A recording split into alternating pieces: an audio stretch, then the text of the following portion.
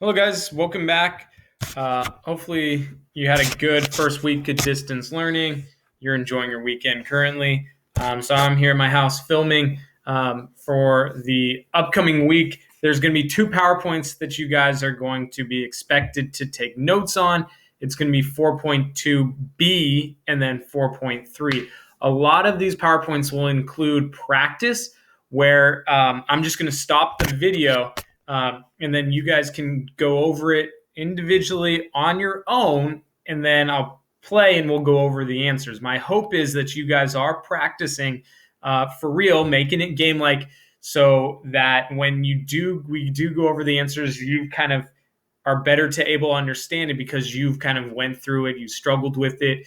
The learning will be better, and ultimately, it's going to be more beneficial to you come next month when we take our AP tests. So appreciate you guys watching this video on Edpuzzle. Be sure to answer the questions, the summary. Be sure to answer the Albert, and then I'm going to have you guys upload the notes, hopefully on Google Classroom. So just going back, Unit 4 is all about money. There's two graphs in particular that we're going to learn in Unit 4. One you've already learned about, the money market graph, or the demand for money, right? And it kind of looks like this if I'm zooming forward. We did this review. So I'm just going back a little bit. Remember, it's downward sloping. The demand for money, the money on hand that you may want, is downward sloping. It's inversely related to nominal interest rates. Why is it nominal interest rates, not real? Because having money is phenomenal. It's a little Bradyism that we're going to remember. Can the money demand curve shift? If I point to you, that means I want you to respond. Can the demand for money shift? Yes, it can. There are three shifters. It can increase, it can decrease. The three shifters, the acronym I want you to know is TIP or PIT. So increases in technology. Venmo is actually going to decrease the demand curve. If I get more income, well, I'm going to spend more. My transactions increase, in which case the demand for money curve shifts to the right. It increases. And the other is price level. So TIP, technology, income, price level. In price level, it shifts. If the price level increases, the demand for money increases as well. If price level decreases, the demand for money decreases. And here's why, just simply put. If price level increases, well, now everything in our economy is more expensive. I've grown accustomed to my lifestyle, buying certain goods, going to Oliver's the same amount of times. If that's the case, and I still buy the same goods, but now everything is more expensive, well, now in order to still buy those same quantity of products, I need more money on hand to go through with those transactions. So hopefully you remember that. So TIP or PIT, that is the acronym I want you guys to know. Just going through, here's more explanation. I kind of did that already. The big thing also to take away is the money supply curve. Now, the money supply curve is set by the Fed. It is vertical. And how much money is in our economy, the supply of money, that's going to determine and influence the interest rates. Well, the interest rates are then going to influence whether or not we as individuals, consumers, as well as businesses, are going to be more or less likely to take out loans. So, for example, let's say the money supply increases. Well, if the money supply increases, we're going to see that nominal interest rates will decrease. If nominal interest rates decrease, does that make loans cheaper or more expensive? Well, if low interest rates, I don't have to pay back as much on top of a loan, in which case that incentivizes me to take out more loans. So investment spending will increase, right? Increases investment spending. Well, increasing investment spending will shift AD. You okay with that? The opposite is true. And you need to know how this money market graph will ultimately influence aggregate demand. That is a key thing. You need to know how the money market graph and aggregate demand, aggregate supply graph work together in unison. So, for example, if we wanted to increase, the Fed increase the money supply like we see here, would that be to fight A recession or an inflationary gap? Well, that's kind of tricky on itself. In better ideas, how does it influence AD? Well, let's see. The money supply increasing causes interest rates to, or excuse me, the money supply decreases, right? MS decreases in this example. The money supply decreases, that causes interest rates to increase. If interest rates increase, right, loans become more expensive. If loans become more expensive, does that incentivize me, yes or no, to take out a loan? Well, no, it doesn't. In which case, aggregate demand, investment spending decreases, aggregate demand decreases. Well, if we wanted aggregate demand to decrease, it would be to fight an inflationary period. We would want aggregate demand to shift to the left to get back to full employment, to get back to the LRAS. Cool. So hopefully you remember that. That was the big takeaway from 4.2a. You guys did the PowerPoint. That's great. We're going to now start 4.2b. And 4.2b is all about fractional banking. So banks, and we'll talk more about this, but this just example shows any amount that you deposit, say Mr. Chandler deposits $100 into the bank. Well, does the bank hold onto all 100 of that in its, reserves, in its deposit box? No, it doesn't. It only holds on to a fraction of that 100 bucks, fractional banking. In fact, in this example, we can see that it only holds on to 10%. So if I deposit 100, how much does the bank have to hold on to? Well, 10%, $10. Well, why does it hold on to that $10? Well, that's in case Mr. Chandler comes back and says, "Hey, I need some cash. I want to buy a burrito. I'm going to withdraw 100 bucks."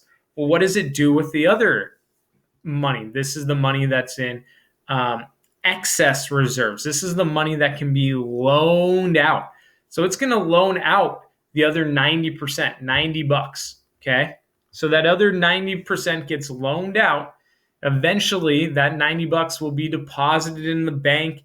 Again, that bank is only going to hold on to 10%. So of that $90, that new money that gets deposited, it's going to hold on to $9, going to loan out 81, and this will be going on so far and so on until every single cent is loaned out of that initial 100 bucks.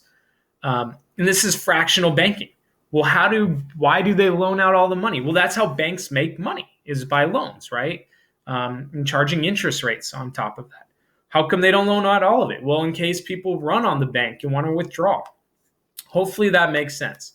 So what you'll see is this initial deposit of 100 bucks has this incredible influence and change on the money supply because it's getting loaned out and new money is being created. Ultimately, that's where we're headed with this. So you're going to watch this video, watch the Ed Puzzle, answer the corresponding questions, answer the summary. I really appreciated people that did a good job on the summary. You're going to upload a picture of your notes. I want you to physically take notes. That can be how you want it. It doesn't need to be Cornell notes. If you want to do it on a Google Doc, that's fine, although I would encourage you to draw it out. And then there's going to be some questions on Albert that kind of correspond. And I'll do a better job choosing good Albert questions for you. We all clear? We ready? Let's go. So fractional reserve banking. So if you want to include this definition, that's fine by me. Fractional reserve banking is when banks hold only a small portion of deposits to cover potential withdrawals, right? And then loan out the rest of your money. That is a fraction. How much do they hold on to in withdrawals versus how much are they going to loan out? And that is a fraction. And different banks have different requirements, and we'll talk about it. But big takeaway, any money that a bank gets deposited, some of it's going to be loaned out, some of it's going to be held on in case people withdraw. If we all went to the bank to withdraw money at the same time, what would happen? Well, that would be a bank run. We saw this in the 1930s, 1929 with the Great Depression. It was bad news. Banks didn't have all that money, and people lost confidence in our banks. So people didn't store money in banks. Well, then banks didn't have money to loan out, so you had less spending, and we further got into this recession, and we'll talk about it. Having faith in confidence in our banking institutions is critical. Please write this down. Reserve requirement. A reserve requirement. This is required. It's what banks have to hold on to in reserves, the amount that gets deposited. So in the previous example, the reserve requirement was 10%. They had to hold on to that 10%. They were required to in reserves. Well, why do they hold on to it? In case people want to withdraw their money. So the reserve requirement is the minimum amount that a bank must have in reserves for people that want to withdraw. Fed sets a minimum required reserve ratio. This is the Fed that sets it. It's the Federal Reserve is like the bank's bank. Federal Reserve tells banks how to work. Typically, it's between 0 and 10%. So really, any dollar that gets deposited, most of it is being loaned out. New money is being created. Banks want to make money. They're, private companies themselves. They want to generate revenue. They're going to try and loan out as much money as they can, so long that it's not below their reserve requirement. They have to hold on to some percentage of that money in their reserves. Cool? So that reserve requirement is a percentage. It's a fraction. It tells you how much of every dollar, $100, that gets loaned out or that gets deposited, how much they have to hold on to. Well, let's say, Mr. Chandler deposits $100. The reserve requirement is 10%. That's the only money in the banks. The bank loans out, let's say $95. Okay. Somebody comes for a loan for 95. Can we do that? Yeah, we have $100, available potentially to loan out, but we're going to fall below our reserve ratio, our required reserves. Well, how can the bank do that? Yes, they can loan out additional money. They can fall below their required reserves. Now, do banks want to do this? No. But if they do, so that they don't get penalized by the Federal Reserve, right? They're going to have to replenish their reserves to some percentage to get up to equal amounts of that required reserve ratio. So let's say again, Chandler deposits $100. The bank has to, in required reserves, has to hold on to $10 of that. Well, let's say it loans out $90. Okay, it can loan out $90, and then Chandler comes back and he says, "Hey, I want to withdraw $5." $5. Well, there was $100 that's deposited, but the bank only has $5 that it can have out in required reserves. Well, it just fell below that 10% ratio. Well, what can the banks do to get more money to get back to that, 10%? Well, they would have to borrow. And there's two places they can borrow from. The first is they can borrow from other banks. And other banks are going to charge what's known as the federal funds rate. So this is what banks are going to charge itself. So let's say Bank of America falls below its reserve ratio. Well, then it's going to contact Wells Fargo, Chase, down the street. And it's going to say, "Hey, can you lend me some money?" Wells Fargo says, "Yeah, we can get you back to where you need to be. We're just going to charge you a little bit of interest on that. So when you get your money back, you're going to have to pay us that money that you borrowed, in addition, some percentage of interest." Well, is it going to be a lot of interest? No, very low. Why? Because Wells Fargo next week might fall below theirs and they're going to have to borrow from Bank of America. But they do get charged a certain rate of interest. That rate is known as the federal funds rate. And again, the federal funds rate is what other banks charge each other. The other place, because I said there's two places that banks can get money, and AP Econ loves to ask this. So the first is they can borrow from other banks. Other banks are going to charge the acronym is FFR, the federal funds rate, or a bank that falls below its reserve ratio can borrow from the Federal Reserve itself. The Federal Reserve is going to charge what's known as the discount rate. Okay. The discount rate is what the Federal Reserve charges other banks when it borrows money. Do not get confused. Again, there's two places that banks can borrow from other banks should they fall below their reserve ratio. The first is they borrow from other banks. Other banks are going to charge the federal funds rate. Now, the Fed, they can borrow from the Fed too. The Fed is going to charge the discount rate. Some APE students think, well, the Fed charges the federal funds rate, and they don't. The Fed charges the discount rate. People see Fed, federal funds rate, and assume that they're connected.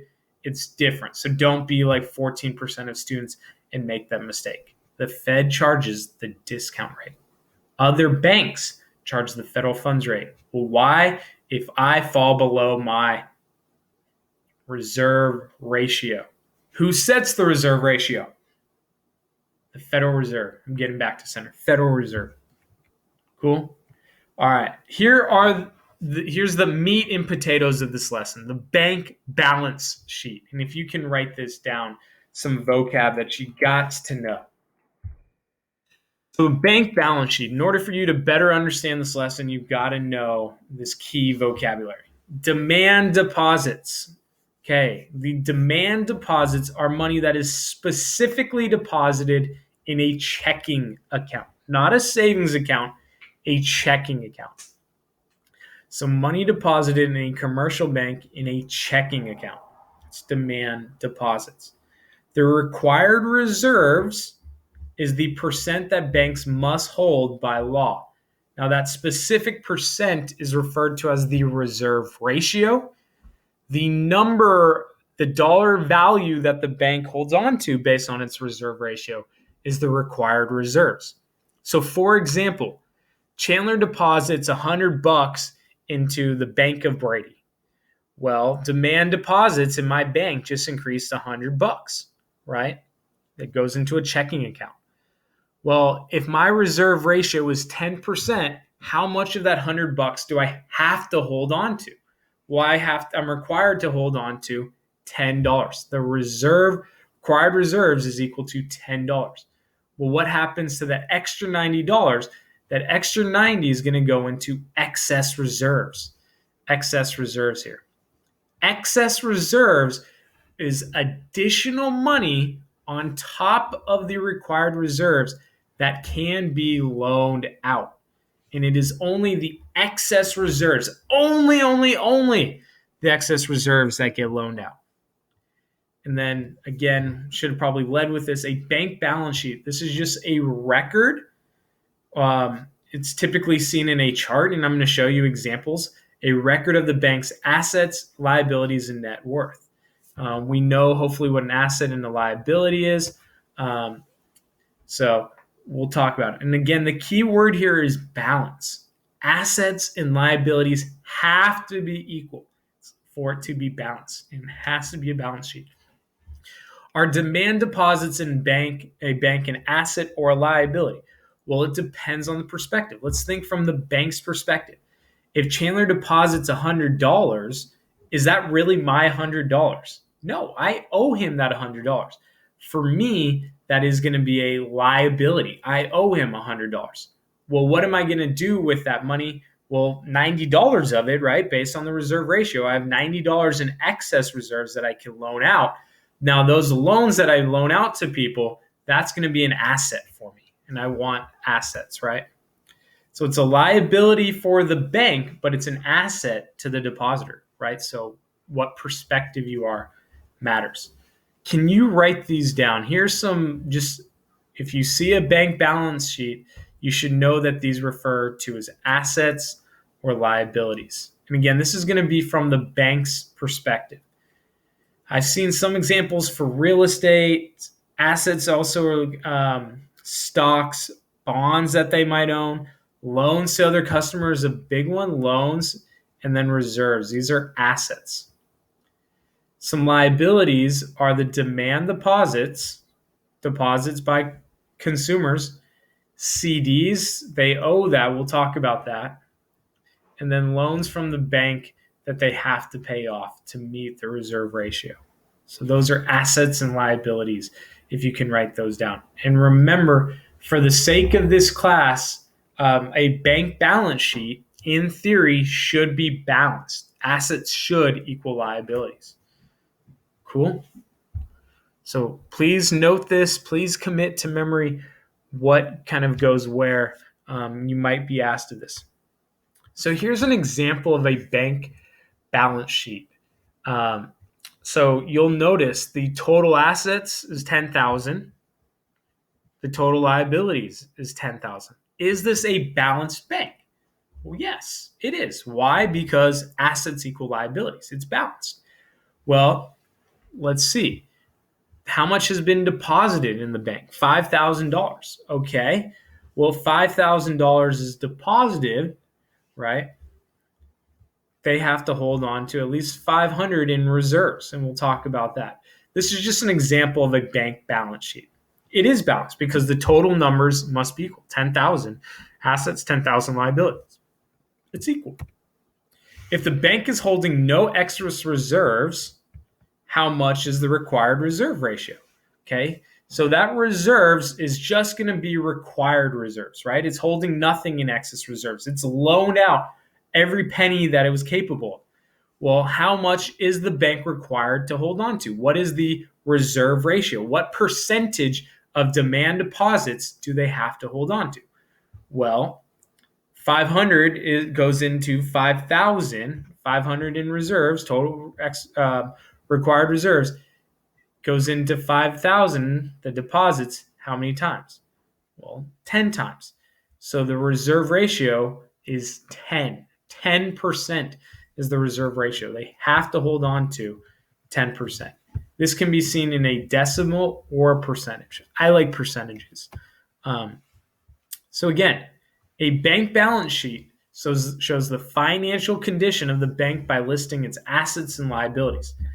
Assets are what the bank wants to own. Liabilities are what the bank owes. We know that. And again, for the bank to be balanced, assets must equal liabilities. Always, always, always. In AP Econ, assets will equal liabilities in our bank balance sheet. Some formulas you got to know. The reserve requirement, right? It's going to be a percentage. It's going to be a ratio. Well, how do you find it? It is specifically the number of required reserves over the demand deposits. Required reserves over the demand deposits. So in this example, my required reserves was 500. My deposits was 5,000. 500 over 5,000 is 0.1 or 10%, right? So that is the required reserve. That is the ratio. That's how much banks have to hold on to. The other equation you need to know, and we've kind of gone over this with the spending multiplier, right? Spending multiplier is 1 over the MPC. In this case, the money multiplier. And the money multiplier specifically, how much new money will be created? Well, the money multiplier is 1 over the reserve ratio. So in this case, if the reserve ratio is determined by 500 over 5,000, 0.1, 10%, well, 1 over 0.1 equals 10. My multiplier is 10. The other equation I want you guys to know, and I'm just going to add this right here, just thinking on top of my head, reserves, if I can spell correctly, reserves equal required reserves plus excess reserves. Required reserves, you might see just reserves. Required reserves equals, or excuse me, just reserves, because it's both. Typically, if they say reserves, you got to think both.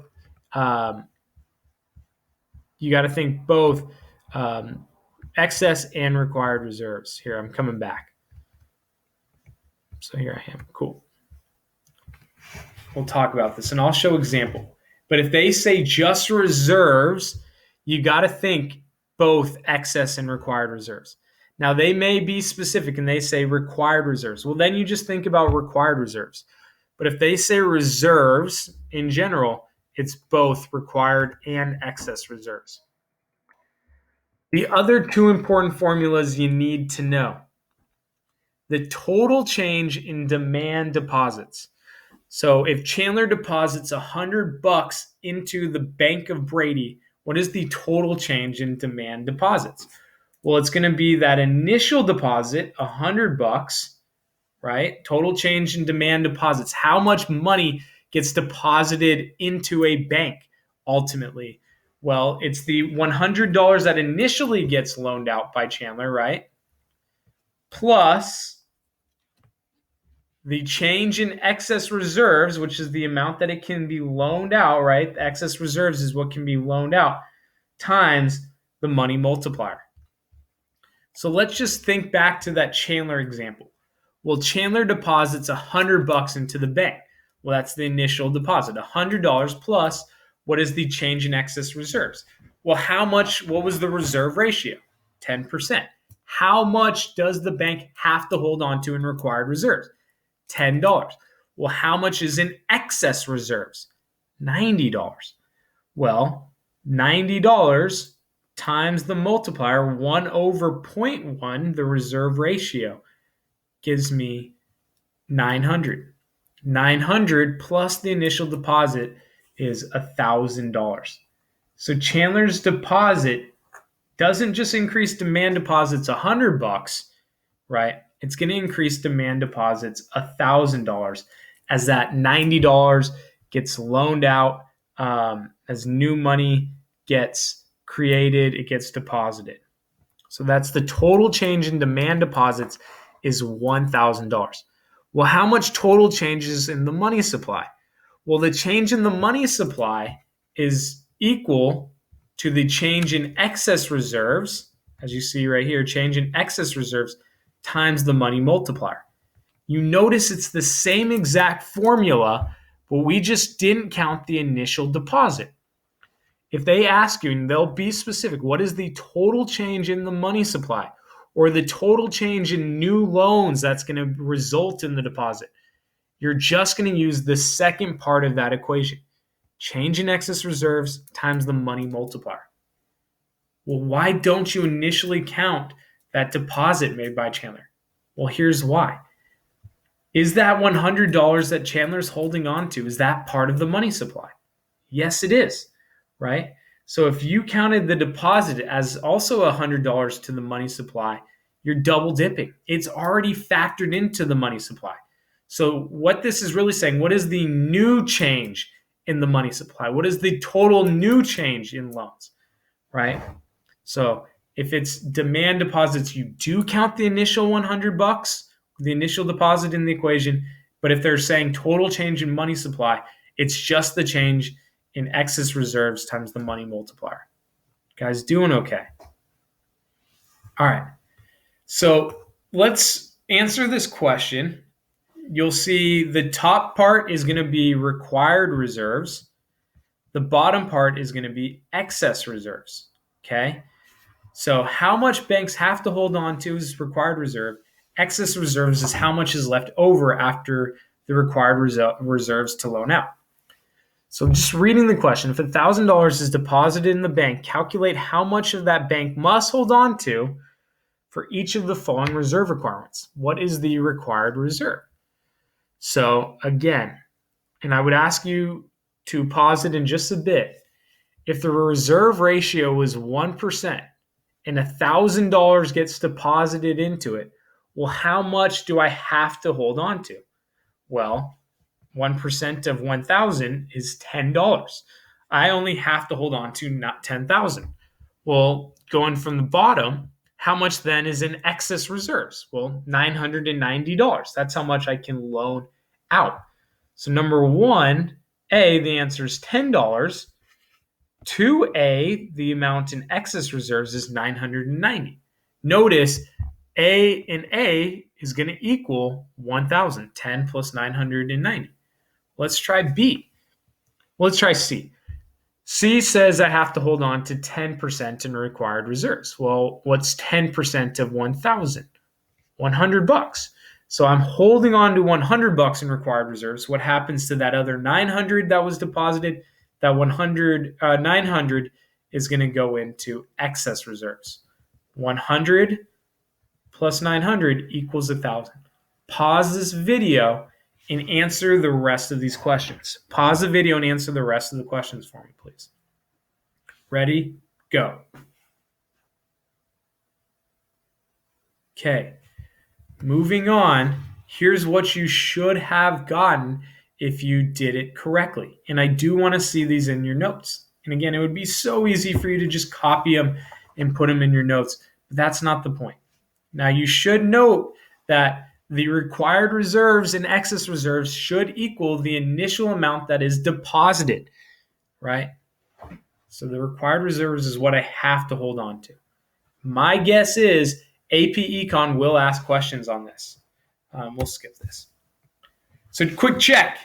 What are the two places that a bank can borrow money from if it falls below its reserve ratio? Well, the two places it can borrow from, that's one, and the other place is, if you were playing at home, you should have said from other banks and from the Federal Reserve. Well, can you give me what those rates are or the names of those loans that each other banks and the Federal Reserve will charge other banks? Well, other banks are going to charge the federal funds rate, right? Whereas the Federal Reserve is going to charge the discount rate. Hopefully you remember this, okay? Those are quick checks. AP Econ loves to ask this, especially on FRQs, and I'll give you examples. All right, so here we go. This is going to be slightly confusing. We're going to go over it step by step, but you should have, based on those initial equations, if you're paying attention, if you're working with me, and you're actively trying to find this, you will be able to answer these 3 FRQs. Now, these are 3 FRQs. I'm guessing your econ test will include a bank balance problem. Students get, difficult on these all the times. You're okay. We're going to be fine. I promise. But pause the videos when we get to them. Answer these questions to your best of your ability. I want to see it within your notes that you're going to upload to me in Google. I'm going to have a folder this time. I think that would be easier. So let's practice, okay? And please, please, please pause and try to go over this, okay? So let's pause the video now and answer it, and then we'll come back, okay? Pause.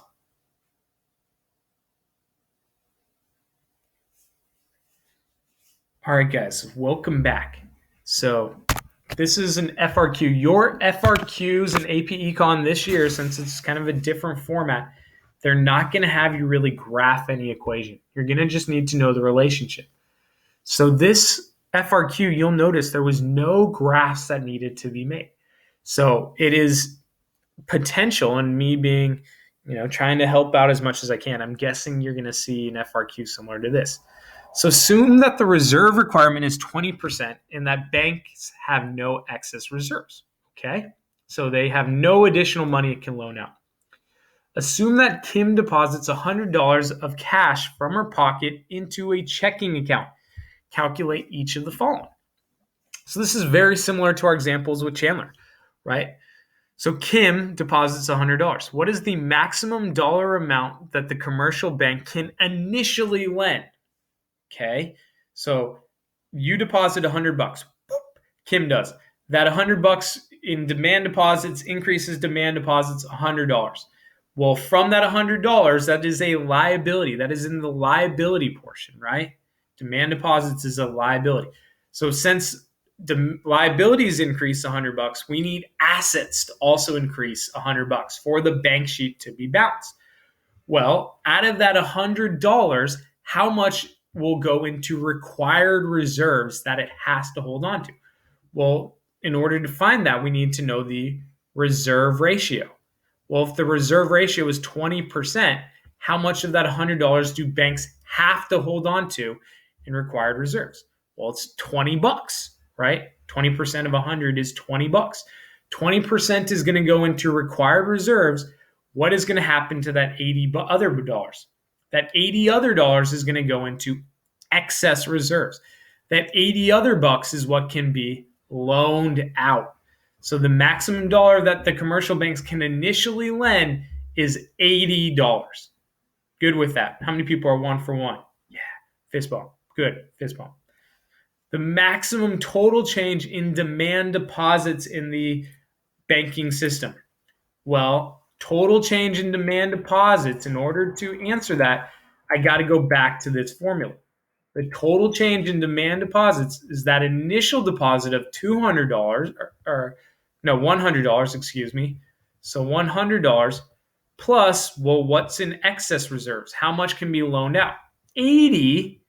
Well, what is the money multiplier? Well, the money multiplier is 1 over the reserve ratio. What was the reserve ratio? 20%. What's 1 over 0.2? How many 20-cent pieces go into a dollar? 5. The money multiplier is 5.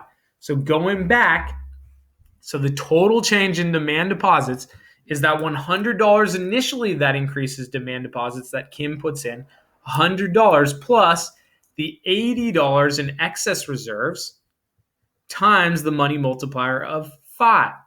So it's 100 plus parentheses 80 times 5. So 400 plus the 100 gives me a total change in demand deposits of 500 bucks. How many people are 2 for 2? Boop. Fist bump.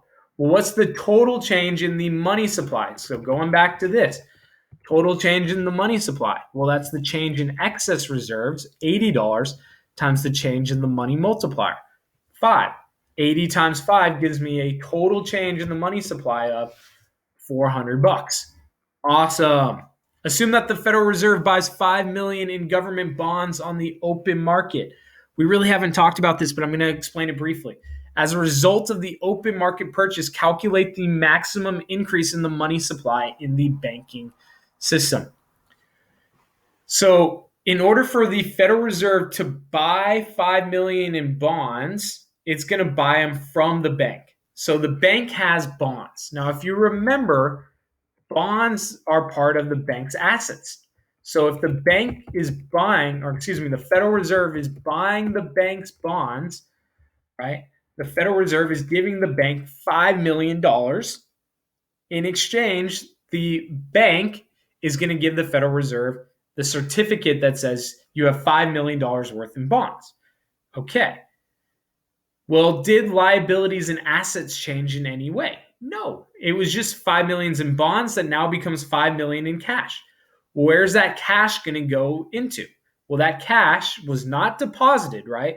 It was just transferred from assets, from bonds to now cash, right?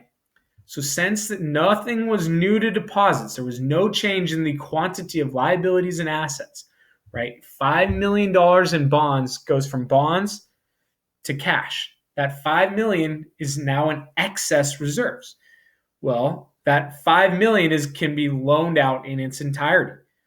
Well, what is the total change in the money supply? It's that $5 million that can be loaned out, excess reserves, times the money multiplier. 5 times 5 gives us a total change in the money supply of $25 million. Now, that is tough, but we'll go over it, and as you practice, the better you'll be able to understand it. Given the increase in the money supply in Part B, what happens to the real wages in the short run? Explain. Well, this is back to 4.2a. If we're talking the money supply, you got to think the money demand curve. Well, what has happened to the money supply? Well, the money supply has increased. Well, if the money supply increases, that'll cause interest rates to decrease. If interest rates decrease, right, what is going to happen to the amount of loans that get loaned out? Well, the loans will increase. If loans increase, aggregate demand will increase. Well, draw on your graph, just draw on your notes, an increase in aggregate demand. Well, if aggregate demand increases, what's happened to price level? Can you see it? If aggregate demand increases from here to here, aggregate demand increases. What's happened to price level? Price level has increased. If price level increases, everything is more expensive. What's happened to my real wages? They've gone down. AP pro tip, if you see real wages, right, it's going to be something related to price level. What graph tells us about price level? ADAS. So if you see the term real wages, go back to price level. So let's just double check. This is 6 points. 1 point is earned for saying that the maximum amount the money they can loan out is $80. Boom, fist bump. We're right. 1 point is earned for saying that the maximum change in demand deposits is $500. Boom, fist pump. We're right. Remember that formula. Initial deposit plus excess times money multiplier. 1 point is earned for saying the money maximum change in the money supply is 400. Remember that equation. Excess times multiplier. 80 times 5. What is the 1 point is, so that's A.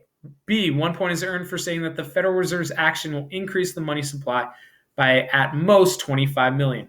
5 times 5, 25. 1 point is earned for stating that real wages will fall. Yes. Why? Because price level increased. Why did price level increase?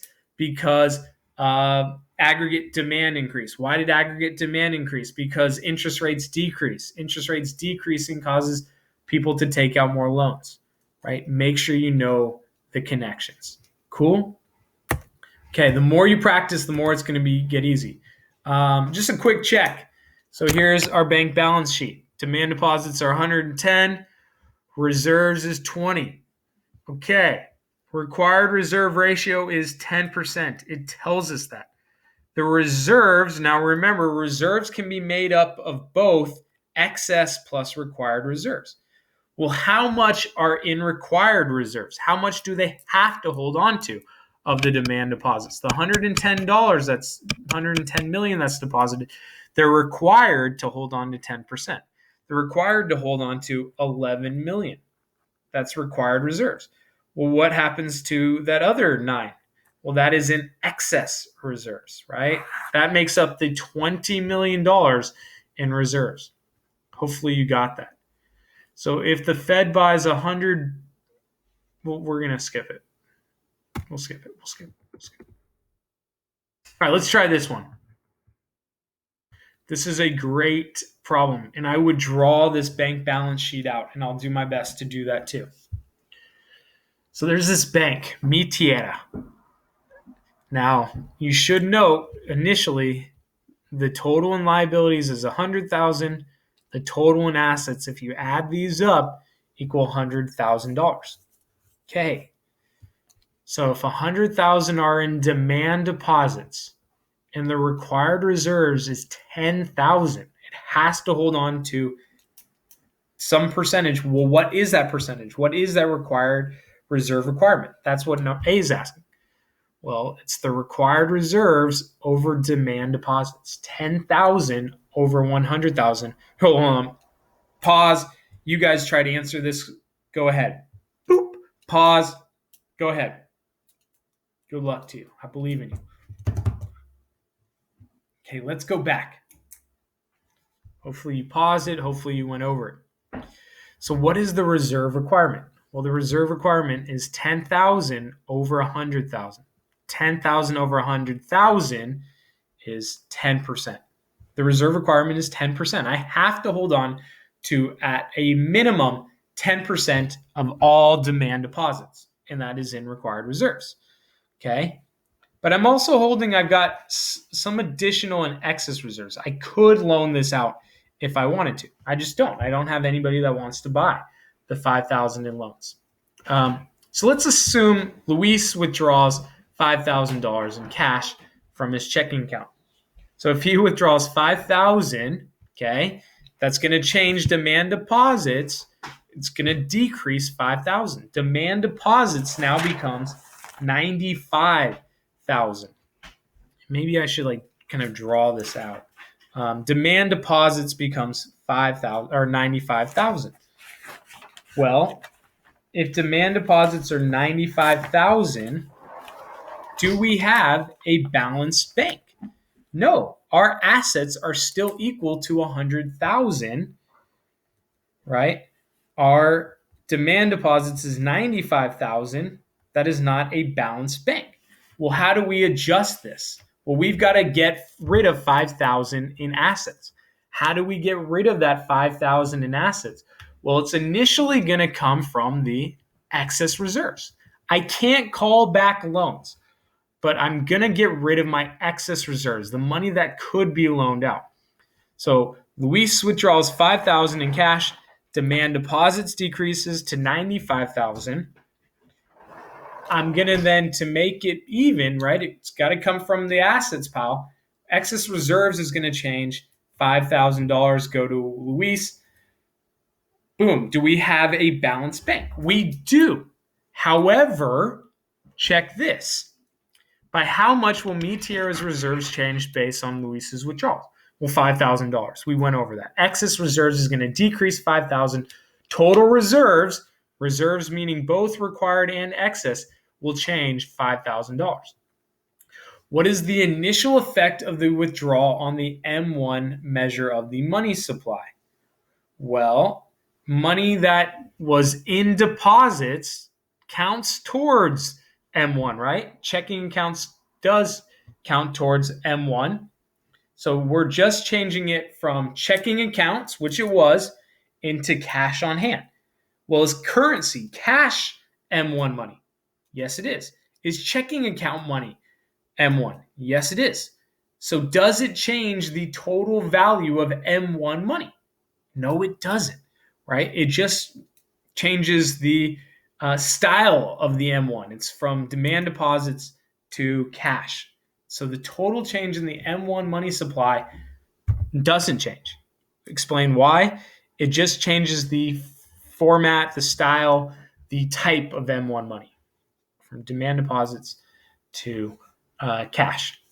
As a result of the withdrawal, what is the new value of excess reserves on the bank balance sheet? Many people are going to assume that since we took all the money from excess reserves to give to Luis, excess reserves is zero because we wiped it out. That's actually not the case. And here's why. Well, what is my demand deposits now equal to as a result of Luis's withdrawal? Well, my demand deposits is equal to 95,000. Okay. Of that 95,000 that is in demand deposits, how much is Mi Tierra required to hold on to? Of that 95,000, they're required to hold on to 10%. We figured that out in A. Well, what is 10% of 95,000? Well, 10% of 95,000 is 9,500. So in required reserves, it's not 10,000, right? That 10,000 would have been if there was 100,000 in demand deposits. This is not anymore. It's not 10,000. The actual amount in required reserves should be equal to 9,500. Well, what happens to that extra 500 that's left over? That extra 500 that's left over is going to go into excess reserves. Okay? Let me just explain that a little better. So again, Luis withdraws $5,000. Demand deposits changes from 100,000 to 95,000. Do we currently have a balanced bank? No. Liabilities is 95,000. Assets is 100,000. So how do we change it? Well, excess reserves. Luis is going to get all 5,000 of that excess reserves. It goes to Luis. We do have a balanced bank now. 10,000 in required reserves, 85,000 in loans, compared to the 95,000 in liabilities. However, is the required reserve still 10,000? No, it's not, because 10% of 95,000 is not 10,000. 10% of 95,000 is 950. So the amount that's in reserves, 9,500 is going to be in required reserves. 500 is going to go to excess. That's the answer to B. I. Assume that the next day, John withdraws from Mi Tierra Bank an amount that exceeds the bank's excess reserves. Assuming that no loans are called in, how can Mi Tierra cover its costs? Well, it can either borrow from other banks, which are going to charge the federal funds rate, or it can borrow from the Federal Reserve itself, which is going to charge the discount rate.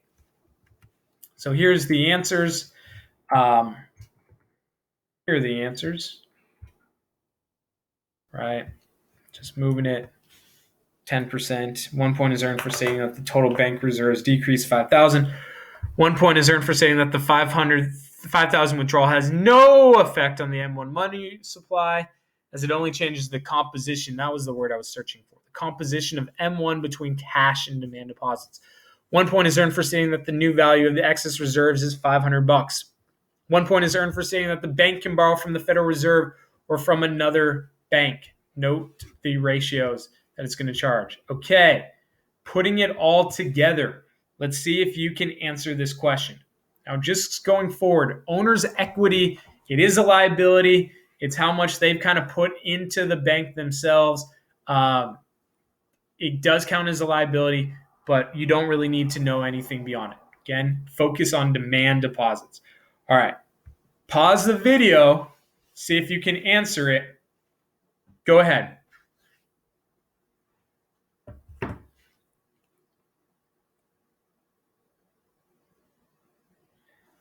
Okay, so going back, welcome back. Hopefully you did this to your best of your ability. If it was me, I would draw out this chart. I would manipulate it as we go. I'm going to tell you to do that. So please, please, please follow along. Hopefully it's starting to become more clear. And if it's not, there's additional places for you to practice, and I'll go over those. Based on Sewell Bank's bank balance sheet, calculate the reserve ratio. Okay, well, the reserve ratio is the required reserves, the formula for the reserve ratio, required reserves over the demand deposits. So 2,000 over 10,000 gives me a reserve ratio of 20%. Cool? It is not 2,000 over the total liabilities, right? It's 2,000 over demand deposits, 2,000 over 10,000, not 2,000 over 20,000. Okay, so it's 20%. And you're going to get nice numbers, 5%, 10%, 20%, maybe a 25%. Okay, so the answer to A is 20%. Suppose that the Federal Reserve buys $5,000 worth of bonds from Sewell Bank. What will be the change in dollar value of each of the following immediately after the purchase? Okay, so does the bank have money that it has in bonds? Yes, it has $7,000 in bonds. Well, what's going to become of that? The Federal Reserve is going to buy $5,000 worth of those bonds. So does the bank have $7,000 in bonds anymore? No, it's sold 5,000 of that 7,000. So it actually only has 2,000 left in bonds. Well, where does that other 5,000 go? It's going to go right into excess reserves, right? That is money that it could potentially loan out. So the new change in excess reserves is $5,000. Well, how much does it change demand deposits initially? Did anybody deposit money? No, nobody deposited money. So liabilities didn't change. There's no change in demand deposits. Kim didn't put any money. Chandler didn't deposit any money. The answer to II is 0. Why? Because nobody purchased or nobody put any money into the checking account, demand deposits. Calculate the maximum amount that the money supply can change as a result of that $5,000 purchase of bonds by the Federal Reserve. Okay, the total change in the money supply, the equation is excess reserves times multiplier. Well, what is our new excess reserves? 5,000. Well, what is our multiplier? The multiplier is 1 over the reserve ratio. What's my reserve ratio? Going back to A, my reserve ratio is 20%. 1 over 0.2 gives me a multiplier of 5. 5,000 in excess reserves times the 5 multiplier gives me a total change of $25,000 that the money supply changes. Cool? When the Federal Reserve purchases bonds, what will happen to the price of bonds in the open market? Ooh, remember back to 4.1. What is the relationship between bonds and interest rates? Okay, well, they're inversely related. So what happens when the Federal Reserve purchases bonds? What will happen to the price of bonds in the open market? Well, has our money supply increased? Well, from C, we see that the money supply has increased. If you see money supply, what graph do I want you to think of? I want you to think of the money market graph. Okay? So if the money supply increases, can you see that? Money supply increases. Well, if the money supply increases, what's happened to interest rates? Interest rates have dropped. If interest rates fall, and we know that bond prices and interest rates are inversely related, well, if interest rates fall, then the price of bonds must increase. Why? Because they're inversely related. Cool? So E, suppose that instead of the purchase of bonds by the Federal Reserve, an initial deposit, 5,000 in cash into the checking account, demand deposits. So now liabilities, demand deposits have increased 5,000. What is the immediate effect of cash deposit on the M1 measure of the money supply? Well, when it was 5,000 in cash that you had, is that M1 money? Yes. When you put it in now into a checking account, is that M1 money? Yes. So again, we're just changing the composition of that $5,000 from currency, cash, into checking accounts, but there was no actual total change in the demand deposits. So here you go. Here are the answers. If you have any questions, please let me know. Message me on Remind. Visit me during office hours. They're going to be 12 to 12:30. Answer the questions in Albert, the summary that corresponds to it. Otherwise, best of luck to you. Big, big, big PowerPoint. You will see this, I'm guessing, for your AP test. So please, please, please make sure you know this. There's going to be plenty of opportunities for you to practice that I'll explain. All the best to you guys. Cool.